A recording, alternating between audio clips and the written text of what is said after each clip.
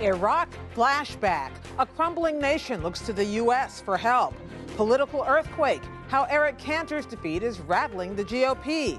And was it worth it? The continuing saga of Bergdahl. Tonight on Washington Week. Major cities fall as Iraq fractures once again. The United States is not simply going to involve itself in a military action in the absence of a political plan by the Iraqis that gives us some assurance that they're prepared to work together. The United States has and will continue to have vital national interest in Iraq. But the progress made there is clearly in jeopardy. But what can the U.S. do? Back home, a surprise defeat shakes up the Republican Party. Look, obviously, we came up short. As Eric Cantor becomes the first House Majority Leader ever to go down to primary defeat. I'm just humbled that the people spoke, and I think they want a new direction in Washington, D.C. Democrats were smug. That's too bad for him, but the people have spoken. Republicans were scrambling. The message is this: we were elected by American citizens, and we better represent the interests of American citizens. What next? And Bergdahl returns home. But at what cost? If any of these detainees ever try to rejoin the fight, they would be doing so at their own peril. The debate is just beginning. Covering the week, Nancy Youssef of McClatchy newspapers, Robert Costa of the Washington Post, John Harwood of CNBC and the New York Times, and Mark Mazzetti of the New York Times. Award-winning reporting and analysis, covering history as it happens. Live from our nation's capital, this is Washington Week with Gwen Ifill. Once again, live from Washington, moderator Gwen Ifill. Good evening. The city names are familiar: Mosul, Tikrit, Erbil. But as insurgents overran those cities and advanced toward Baghdad, the alarm was sudden and real. Was the U.S. going to be drawn into a third Iraq war? In remarks directed today at the American people, but also at the Iraqi Prime Minister, President Obama said no. We're not going to allow ourselves to be dragged back into a situation in which, while we're there, we're keeping a lid on things, and after enormous sacrifices by us, as soon as we're not there, suddenly people end up acting in ways that are not conducive to the long-term stability and prosperity of the country. Nancy, the Pentagon spokesman said today that Americans had sacrificed blood and treasure in Iraq. But maybe we should have seen this coming? Yes, frankly, in the sense that ISIS, which calls for an Islamic State in Iraq and Syria, had been charging for weeks now in Syria and had threatened to move into Mosul and the western part of Iraq, which is Sunni-dominated. And so what happened this week was a series of breathtaking moves by them. In the span of 5 days, they took over the second largest city in Iraq, a city the size of Philadelphia. They moved into Tikrit, Saddam Hussein's hometown, and then lost it again. The Kurds were able to take oil-rich Kirkuk, which has been key to their independence. And so all of these moves suggested that that Iraq might not be the state that we know it. And the events are moving so quickly that the Iraq we see today might not be there next week. So it's the quickness that everyone is surprised at as much as the fact of it. That's right, because in addition to the speed at which they moved, the Iraqi security forces didn't fight at all. When ISIS had taken Fallujah, which we all know in this country very well, there was a fight for that city. And here in Mosul, which has oil, which is split Sunni and Kurdish, there wasn't a fight at all. Not only did the Iraqi security forces not fight, they ran, and ISIS forces were able to take U.S.-supplied weapons. We saw them driving with Humvees with the ISIS flag flying over it, and so they're now marching towards Baghdad. We're seeing Nouri al-Maliki, the prime minister, call up Iranian support and help. We're seeing Shia leaders tell their citizens and sect to arm themselves. And President Obama essentially laid down his conditions for the U.S. to intervene, albeit limited. in Iraq. And what he said was there had to be some sort of national reconciliation. It hasn't happened in years, so it's hard to see a scenario where these very divided groups with so much at stake are now going to be willing to sit at a table and negotiate for the sake of a now fractured Iraq. Now, does that mean that we are headed for the very thing that Joe Biden used to advocate a few years ago? That is, Iraq needs to be partitioned. Is that where this is ultimately fated to end, or is there a way we can reverse this and knit the country back together? Well, there's certainly that potential because the Kurds have Kirkuk. They have a vested interest now in a division. The group ISIS is looking for a Sunni state, and the Shia are trying to protect their interests. So there is that possibility. And as you say, Biden, at the height of the Iraq War, suggested this as a solution. There's a case to be made that might solve one problem, but it create a whole host of new ones. At the minimum, the state that this extremist group is proposing would propose things like subjugating women, flogging, taxing citizens. We saw 500,000 residents of Mosul flee, which gives you some sense in terms of the level of fear that Iraqis have about the potential of this Sunni state led by ISIS. Nancy, President Obama has talked a lot about the Iraq war is the war that he ended, and the Syria war is the war he doesn't want to get involved in. But this group ISIS, they see this all as one war, don't they? And they also see this all as one big conflict. That's right. ISIS was actually born out of the U.S. engagement in Iraq. These were followers of Abu Musab al-Zarqawi, who was a prominent leader of what was then the Islamic State of Iraq.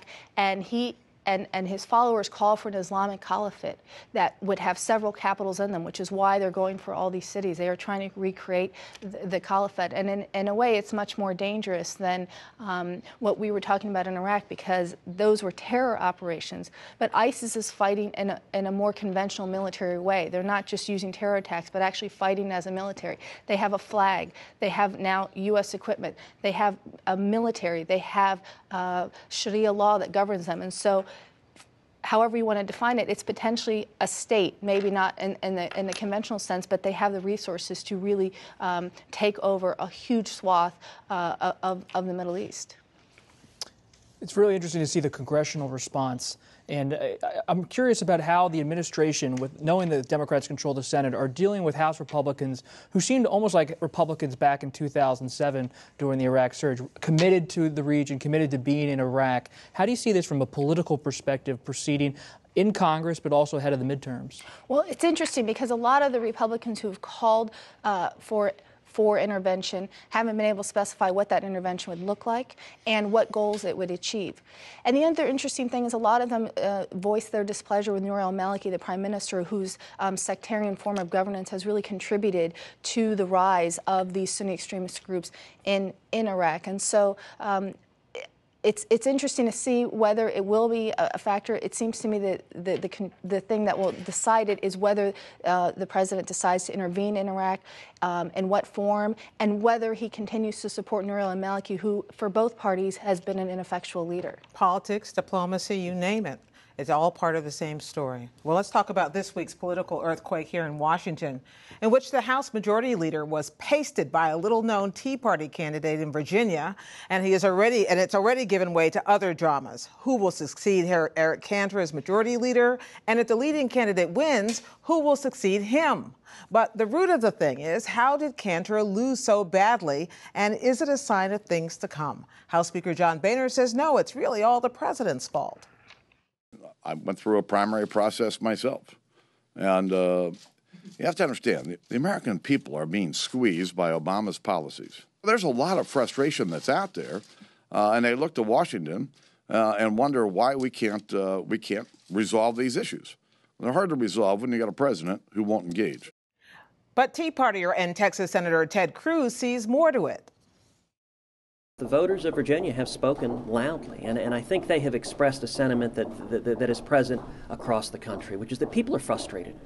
They're frustrated with politicians in Washington in both parties who aren't listening to them. Notice he said both parties. So how is that debate playing out tonight, John? Well, look, the American people are frustrated, but they're frustrated in different ways in different places. You go to Republican districts and you hear much different stories than you do in Democratic districts. And I think, it's hard to isolate one particular factor that caused Eric Cantor to go down. You could look at his personality. You could look at the demands of leadership that took him away from the district a lot. You could look at the intensity of discontent among the Republican base, which even somebody like Eric Cantor, who was viewed at the White House as a huge obstacle to the president's agenda, even by doing some of the basic functions of government in cooperation with the White House, you could be portrayed as a sellout. So I think this is unsettling to every member of Congress, in particular to Republicans, because there is a greater level of ideological intensity among their base. And Democrats are viewing this somewhat warily because their members are in trouble. If we have an anti-incumbent election, they're going to have a hard time. But if the forces within the Republican Party that ousted Eric Cantor are elevated, that is, the ones who want an all-out, in-your-face fight with the president, that may be better for Democrats, improve their prospects of coming back sooner than they think in the House of Representatives as well as other parts of the country. Robert, you spend all your time basically embedded on Capitol Hill. Do they see it that way? Do they see it as an existential threat to incumbency? Certainly. I think the stunning thing about this is that the story is not just about Eric Cantor.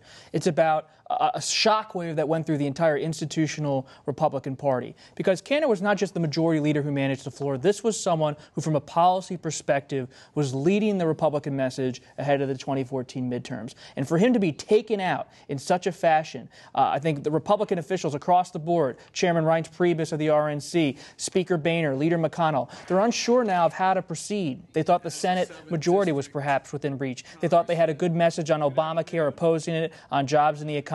Now they're rattled. They're not sure what's next. And you have the Tea Party Senate, perhaps more powerful on the outside than they are on the inside in Congress. And so just a few weeks ago, we were talking about the establishment feeling good. We may have done that at this very table, actually. And they thought McConnell was doing okay. Maybe Tad Cochran was going to lose to a Tea Party in a red state like Mississippi. But they felt they were success was on the horizon. Now, everything's up for grabs in the Republican Party. There's a power vacuum, and everyone's trying to fill it. But in truth, it is a mixed bag. Mitch McConnell did survive. John Boehner did survive. Lindsey Graham did. Lindsey Graham survived on the same night that Eric Cantor went down. So some of these are particular to the election. And remember, primary elections are low turnout enterprises. And if you manage, 1 in 5 Americans show up for those things.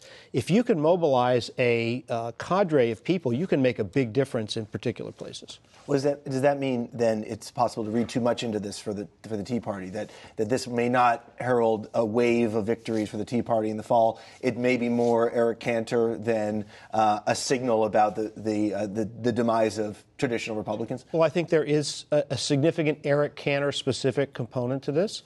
Or yes. David Brat, we haven't mentioned his name yet, but the guy who beat Eric Cantor, yes, David Brat, exactly. may have actually been onto something. Right, and there's some, Eric Cantor is a Jewish Republican. This is a very rural, conservative, southern district where that is not you don't have a lot of Jewish members of Congress from the South. But he's been elected several times from this district. I understand. He's been elected since 2000. I understand. I don't think the faith of Eric Cantor had anything to do with it. I think more we saw Brat. I interviewed Brat several times in April and May, and this is someone who was a political amateur, professor of economics at Randolph-Macon College, and he was talking in the typical Tea Party way, constitutional values, very conservative. We need a sea change in Washington. And Eric Cantor... There's also a lot of God in his rhetoric, too, though. True, that is true. And cultural identification matters. No, I would agree with that. I think there was some rhetoric about faith. I just think he wasn't emphasizing it. I don't know if that won him the race.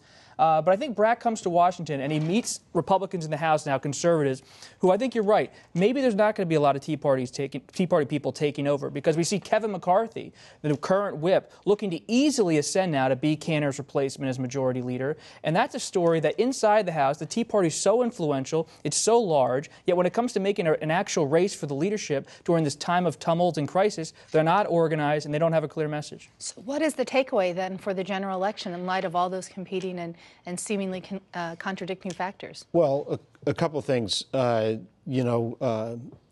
was talking about what to do policy-wise. I don't think much of anything is going to get done policy-wise. Was anything going to get done policy-wise? Probably not. I mean, there's been a lot of discussion this week about immigration is dead. Well, last I checked, immigration was dead before this. Well, I have been one of the few holdouts who thought that there was a possibility that it might happen, and I think that possibility is extinguished. So I don't think much is going to get done policy-wise, but I do think if we get, I talked to a former Republican leadership aide this week who said the possibility of a government shutdown is on the table for this fall because we're not going to get our appropriations bills done and members are going to have to decide. That is the kind of event that occurred in 2013, hurt the Republicans badly. If that happens again, it could hurt them badly and have an implication for the fall elections. Are you hearing that, Robert? I think there's now a confidence on the right that the leadership can be taken on. And I think part of Cantor's problem goes back to the government shutdown of 2013. Cantor spent all of August of 2013 trying to talk the Tea Party away from the ledge to say that this is not a smart strategy. They didn't listen to Cantor. And Cantor spent a lot of time in January, February, March trying to modernize the party, come up with a more even-tempered message, and they ignored him. And now with him losing, I think they're going to become even more hard-edged, and I think John's right. Some kind of more intransient message and tactics could be on the way in the fall. Go ahead. No, so do Democrats and President Obama, do they look at this as this is all good, they're fighting, it's chaos, or are they worried about anything that worries them out of this election? I ran into Steny Hoyer real quick, and Steny Hoyer, one of the top Republican Democrats in the House, and he said the Democrats will start to run on the mess in the Republican Party. But I think Democrats have to be careful. It is very messy on the Republican side, but where is their message? What are they going to sell for the second term of the president's last 2 years? I do think the White House kind of wanted to get immigration reform. And so even if the possibility was small, if it's gone away, that's bad for them. So let's go inside some of the messiness that's happening right now on the Hill and also what's happening in the next couple of races up. I want to ask you, Robert, about what's happening. You said Kevin McCarthy is doing this. How is he how is he marching right into Eric Cantor's old job, the majority leader job, without any real challenge? We have one last standing Tea Party challenge, but that's it. Yeah, right. There's a minor, long-sought challenger in Raul Labrador from Idaho. He was part of that Boehner coup attempt in 2013. He does not have much of a chance. His aide actually told me on Friday that he was not going to even come back to the Capitol until Monday or Tuesday, so he doesn't have the time, doesn't have the organization. McCarthy started immediately on Tuesday night making calls. He's someone who has been a staffer in the House. He is very well networked with his deputy whips. He was able, and he has Tom DeLay's former chief of staff counting votes inside of his first-floor Capitol suite. That's enabled McCarthy very quickly to get ahead. And in leadership races, speed kills. McCarthy had speed. And I just came from the Capitol to the studio meeting with Steve Scalise. And he's a Republican, a conservative from Louisiana, chairman of the Republican Study Committee. As a conservative in the House, a heavyweight conservative, he's thinking now with McCarthy ascendant and Boehner as Speaker, you have a man from Ohio and California in the number 1 and 2 spots. Maybe the conservative has to be in that number 3 spot. Wow. And so now it looks like majority whip job. Majority whip, number 3. And it looks like Scalise, I predict, beats Peter Roskam from Illinois for that number 3 spot. Peter Roskam is going to be burning up your phone right in a second. Let me ask you about what's happening in Mississippi and perhaps Kansas as well. Are they looking at this and going, oh, no? Well, in Mississippi, Thad Cochran had in early June a runoff or initial primary with a Tea Party challenger. Chris McDaniel, who polled more votes, didn't quite get to 50%. Now they're going into the runoff. The conventional wisdom is when you get to a runoff, turnout goes down, and the one with the more motivated and more passionate supporters is going to win, and that's likely to be the Tea Party candidate. Thad Cochran's strategy is to now expand the electorate, go after some of the Democrats who would have voted for him in a general election because he's an institution in the state. Very, very difficult to pull off. If smart operatives can pull it off, he's got Haley Barbour on his side. Maybe it'll work, but it's going to be tough. And Haley Barbour's 2 nephews. And in Kansas, we're talking about Pat Roberts, who is also the next most endangered incumbent. Right. We just seem to be clicking them off as we go down. Thank you both very much, and welcome to Washington Week, Robert. Finally tonight, how do you solve a problem like Bo Bergdahl? The Army sergeant who apparently walked away from his post is the latest flashpoint of disagreement between the White House and Congress. The mutual distrust was on display this week when Defense Secretary Chuck Hagel went to Capitol Hill. I never said I don't trust the Congress.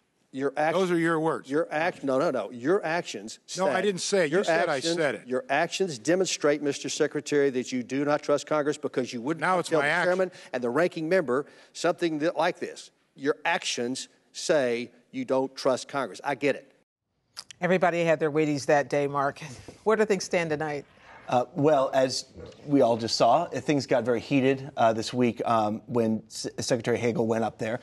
There's still a lot of unanswered questions. The hearing this week didn't get into the issue of how did Bergdahl get captured, did he desert, all those circumstances. They left those aside. The questions they dealt with were why was Congress not told about the swap? These 5 Taliban prisoners, do they pose a threat? And this question of did the Obama administration violate this longstanding policy of not negotiating with terrorists by doing this deal? Let's take those one at a time. Let's start with the part of congressional The Congress, pretty much Republicans and Democrats agreed they should have been told, I mean, as members of Congress would. And it really, the case wasn't very strong from the Obama administration about why nobody on Capitol Hill could be told about this. I mean, they knew about the bin Laden raid in advance. So some can keep a secret, and I think that was where Hagel had the biggest trouble this week, was making that case. On the other cases, I mean, he had a message. He wanted to say, I understand you guys don't agree with this deal, but this is war. I was in combat. I know war. It's ugly. It's messy. But this is what happens in war, and it was a good case, and there was less challenge on that front than on some of the other issues. Mark, now Sergeant Bergdahl has returned in the middle of the night to San Antonio for what the Pentagon calls Phase 3 of his reintegration process. What will that look like? What are some of the things that they'll be doing to help him reintegrate back in after 5 years of captivity? You know, he's apparently just trying to relearn English. It's basic language skills. It's psychological evaluations. There's questions of when he will eventually see his parents, talk to his parents. Apparently he hasn't yet. I mean, just think about how far we've come in less than 2 weeks. You had this sort of joyous ceremony in the Rose Garden of the White House, and now it's looking like there won't be a big homecoming in Idaho. There's questions about the parents have had death threats. I mean, it's just such an extraordinary story in less than 2 weeks and where things have come. Mark, have we learned anything in the last week on this question of whether this is just, on the one hand, a troubled young man who had maybe wandered off his base before, versus somebody who was a traitor, who had turned on his country, and the relevance that those facts might have to the urgency of trying to get him out? You know, there were certainly stories this week, a very good one in the Washington Post, about his some letters he had written, his psychological state. He had had a stint in the Coast Guard and he washed out. Clearly, this was someone who had maybe some problems before joining the Army. It didn't get to this issue, though, of is he a deserter, is he a traitor? There is a still classified Pentagon report that says that he did seem to, in a premeditated fashion, plan to walk off the base, but he may have come back. He had come back before. So those questions are still out there, and they still are things he will have to face, perhaps, but when he goes through the recovery, and the military will ask him these questions. Reading those emails, he seemed at the very least to be a troubled person. That's right, and so these are questions that they're going to have to delve into, and the Army and the Pentagon brass are going to have to see how hard they want to go at him for these because this clearly was someone who was troubled. What did you make? What was the White House's take on Hagel, and what do they think about his message, his reception in Congress, and is he the spokesman going forward for them as they deal with this issue? Well, he, as we all know, is someone who had a very rocky first sort of debut in his confirmation hearings more than a year ago, and this was seen, I think, by the White House and others as he did a very good job in defending the deal. Now, again, it's his background, it's his personal biography that in some ways can be very compelling, that he can look congressmen in the eyes and say, this is war and I know it, and a lot of them don't. So I think on that message, he was pretty firm and may be the spokesman for that going forward. And they still have to wait and see what happens with those 5 detainees who are released to Qatar and find out whether they do come back to attack again. Thank you all very much. This has been a good show. We have to go now, but as always, the conversation continues online. The Washington Week Webcast Extra streams live at 8:30 p.m. Eastern, and you can find it all week long at pbs.org/Washington Week. Among other things, we'll talk about the first leg of Hillary Clinton's book tour. Keep up with daily developments with me and Judy Woodruff on the PBS NewsHour, and we'll see you here next week on Washington Week. And to all the dads out there, including those at the table, happy Father's Day. Good night.